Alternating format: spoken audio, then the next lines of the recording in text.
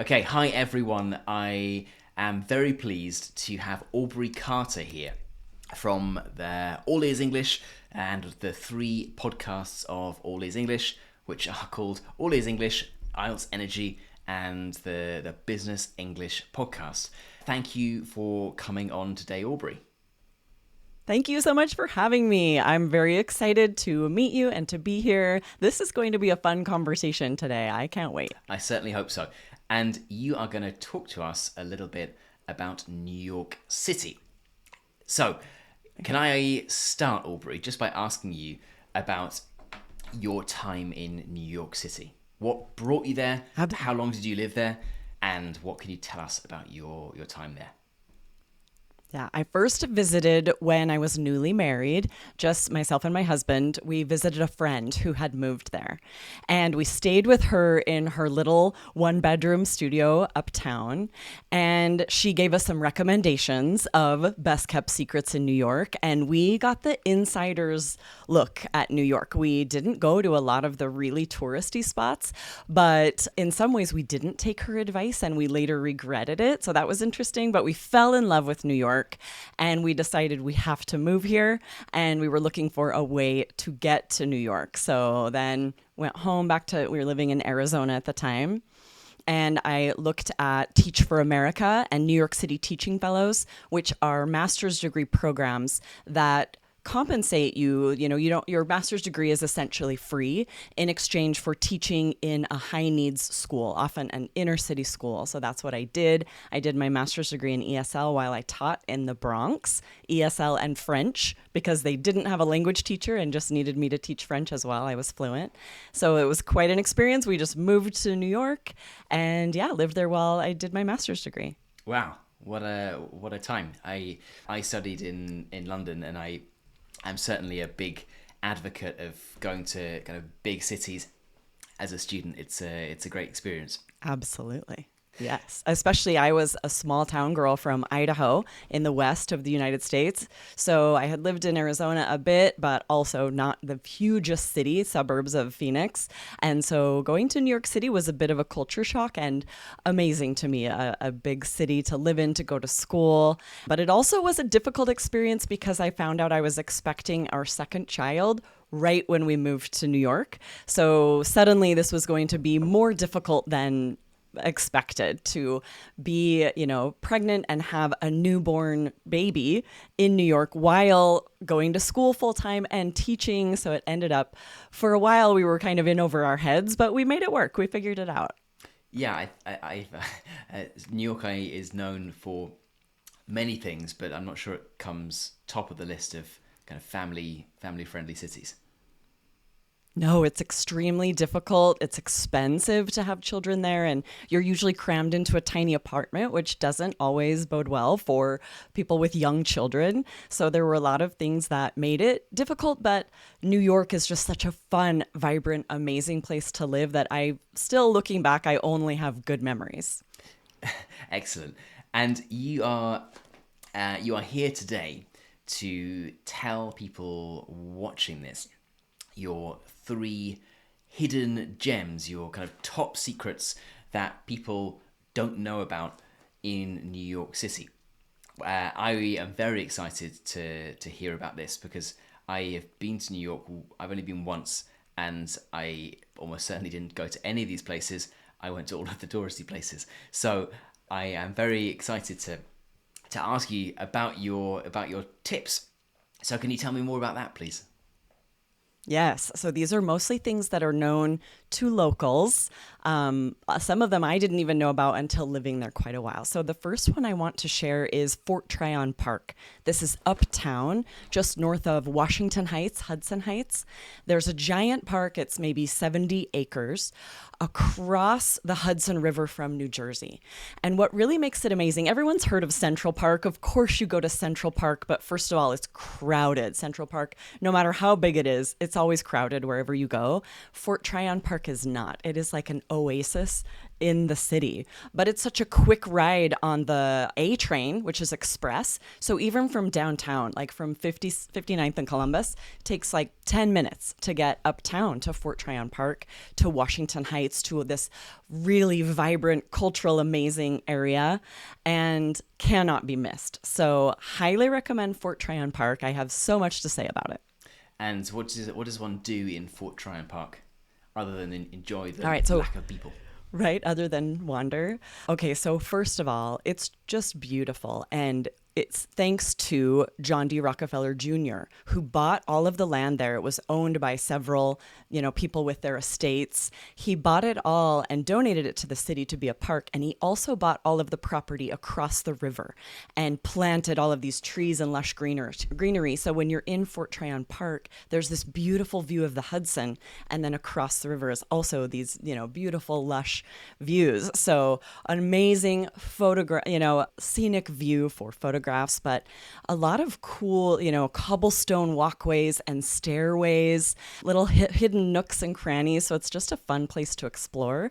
But also you can find there the Cloisters Museum. Had you heard of the Cloisters, Alistair, before we were talking about it, before I mentioned it? Do you know, I had not. I'm afraid to admit.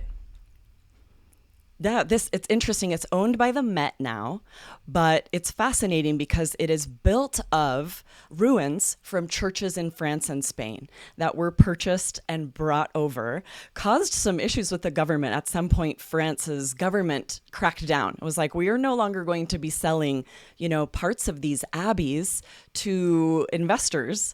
But anyway, before they did that, a lot of that was taken, and then it was built into this cloisters, so it looks like an old abbey because it's built from these actual artifacts, stones that were brought over brick by brick. Oh wow, that's quite something. Okay, amazing. And what's another hidden gem that you have for us? All right, so I was gonna say definitely go see the cloisters. The Met, if you go to the Metropolitan Museum of Art, then when you buy that ticket, it also includes the cloisters. So in the same day, you can jump up there and see that. And quickly, I want to share, there is the most fantastic Dominican restaurant right by Fort Tryon Park there called Malecon. They've got your plantanos, right? Plantains, tostones, this amazing chicken that has like a mojito sauce. So don't miss Malecon, but no tourist goes there because it's uptown. It's off the beaten path, out of the way a little bit, but the locals know it's there, so there might be a bit of a wait. Aha. Okay. Very good. Malecon. There we go. I'll make sure I link to all these places below if anyone is planning a trip to New York and thinking, aha, there we go. That sounds like exactly what I would like. Okay, amazing. Right. Okay, so you asked about my second one, and I was like, I have to continue with the first one, but for the second one, this is one of the things that we made a mistake. When we visited New York, our friend told us, instead of the Empire State Building, do Top of the Rock. You can go to the top of Rockefeller Center. And we didn't listen. We did Empire State Building anyway, as most tourists do. It took most of the day. The line was so long. And once we got up there, we couldn't see much because there are so many tourists that you're several people deep. So then when we moved back, when we moved to New York, we went to Top of the Rock, and she was not wrong. It's, first of all, from the Top of the Rock, you can see the Empire State Building, which is a very cool view. And you have a 360-degree view from the top, and it's empty. Or at least there was no one there when we went. So definitely not the crowds that you would expect at the Empire State Building. So locals will tell you this. It's hard to follow because you've heard of the Empire State Building. You want to go see it. Do both if you can, but if you can only choose one, I highly recommend to do the Top of the Rock. I was one of those presumably tens or hundreds of thousands of people who go every day to the Empire State Building, and I can certainly appreciate exactly what you're saying, because I think we couldn't really see very much and were stuck behind various crowds of people. I think it was also a bit cloudy. So, right. And I was also and the other thing is, at the Empire State Building, you remember there are those guardrails that are quite thick, and they're it's necessary for safety, but it's also really impeding your view. Whereas at the top of the Rockefeller Center, they have glass walls that you can walk right up to the edge. So you feel like you're looking straight down on the city. It doesn't have that obstructed view like the Empire State Building has. Okay, excellent. So go to Top of the Rock. That is a fantastic piece of advice. And do you have one more? Yes. So this, many tourists do know to visit Chinatown. Get dumplings in Chinatown, right?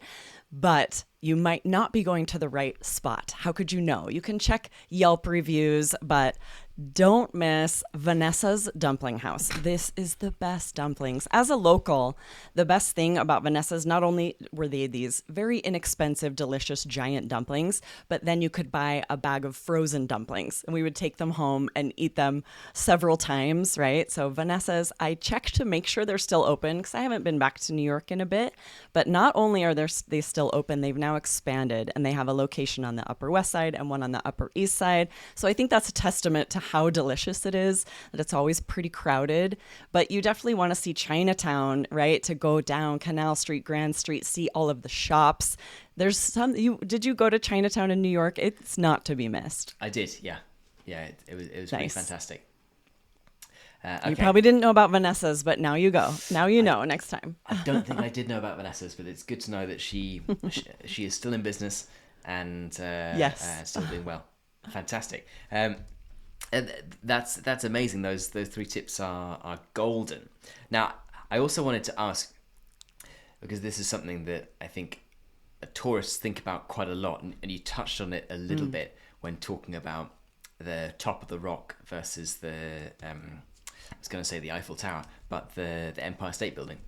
And it's this the question of which well-known tourist attractions do you think are certainly worth the hype? Like they're actually worth everything that everyone says about them. They're worth the wait and the price and so on. And which ones certainly aren't? Okay, it's a really great question, and I feel like it's so subjective. It depends on what you enjoy as a tourist, right? Some people would never miss Broadway because you love those Broadway shows. Maybe you'll go to 5 or 6 shows in one trip, right? I love going to a show on Broadway. They're smaller venues than a lot of places here in Arizona. The venue at ASU, Gamage, is gigantic. So unless you're paying top dollar for tickets, you're going to be very far from the stage. Whereas in London at Piccadilly Circus and in Broadway, the venues are so much smaller that every seat is a good seat. So Broadway, not to be missed. Any show would be amazing. Did you go to Broadway while you were there?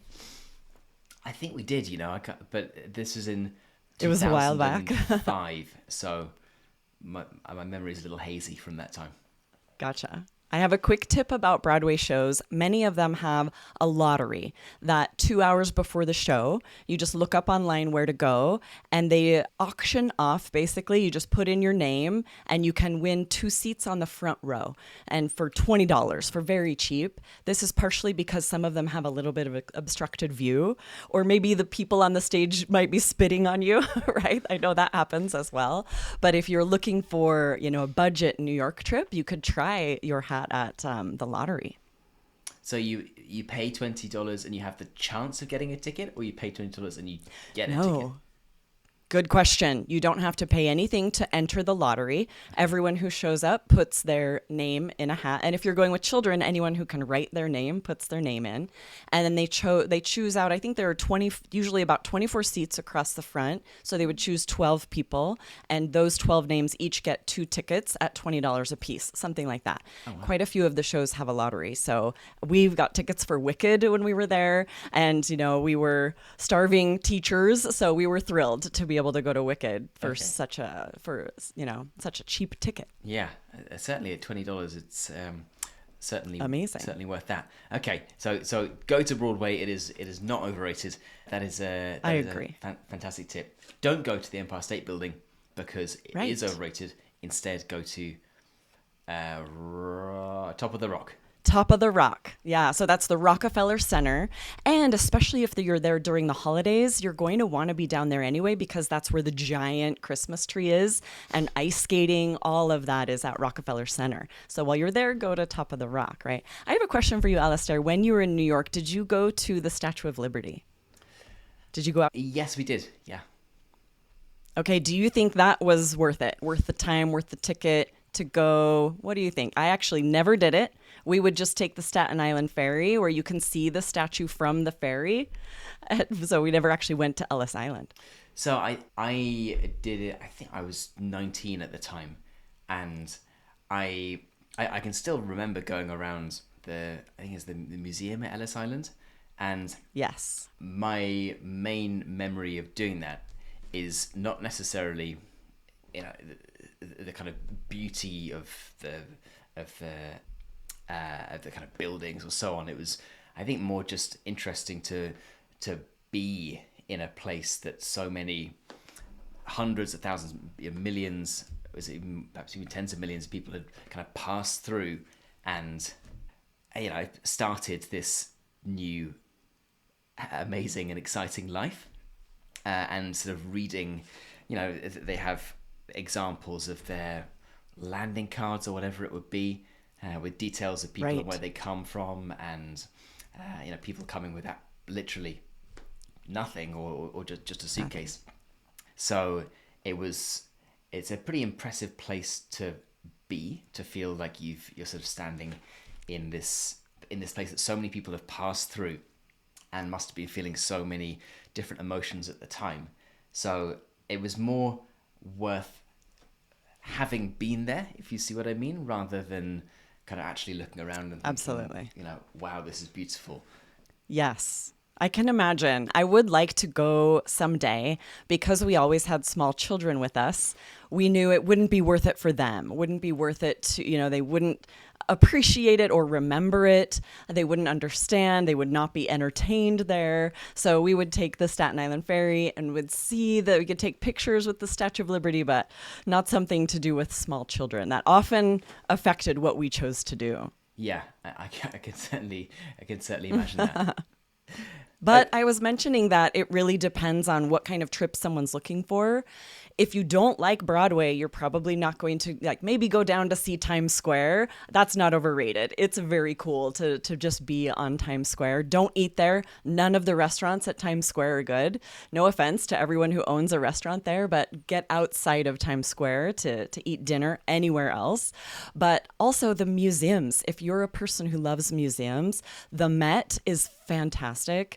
The Natural History Museum there is mind-blowing. I went there a lot because my children, of course, were more entertained there, but also the MoMA. So it depends on if you like modern art, then don't miss the MoMA. It's very cool. And then the Met for everything else, right? But, it's tricky. It depends on whether you love museums or Broadway. If you have a short amount of time, it's hard to decide what to do in New York. Yeah, I mean, just before we started this call, I went on one of my favorite websites when it comes to exploring new places, which is Atlas Obscura. Have you heard of that website? Oh no, I haven't. It's a pretty cool site, and they have an app and so on, where nice. It shows you kind of lesser known or kind of interesting places. And in New York City alone, I think there were 775 cool and unusual things to do in New York City.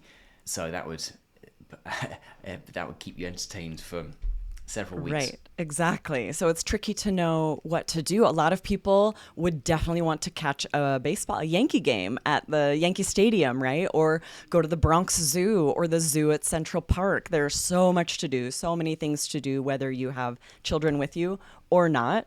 So, I mean, I could talk about New York all day long. It's such a fun place to visit. A lot of your listeners, I'm sure, have been there before, and maybe those hidden gems that I mentioned, they hadn't heard of before. Maybe you can check them out on a future trip. But whatever you did, whatever you saw, I'm sure it's amazing. No one goes to New York and is just sitting around bored. That's the nice thing. Indeed, that is nice indeed. And if you have been to the places that Aubrey's mentioned, let us know in the comments below. And if you have your own special hidden gem that you're prepared to share with the world, then likewise, it would be great to hear what that was. Thank you so much for coming on, Aubrey. Now, can you let people watching this know where they can find you and find All Ears English? Absolutely. Yes. We have a YouTube channel. So, right here on YouTube, search All Ears English. We have a channel for the All Ears English podcast and also IELTS Energy. So, you could search IELTS Energy TV as well to get video recordings of our podcasts, some bonus material. So, yeah, right here on YouTube. Perfect. And I'll put links to all of those down below this video. Okay, Aubrey, It has been an absolute pleasure. Thank you so much and have a wonderful day. Thank you. Thanks for having me.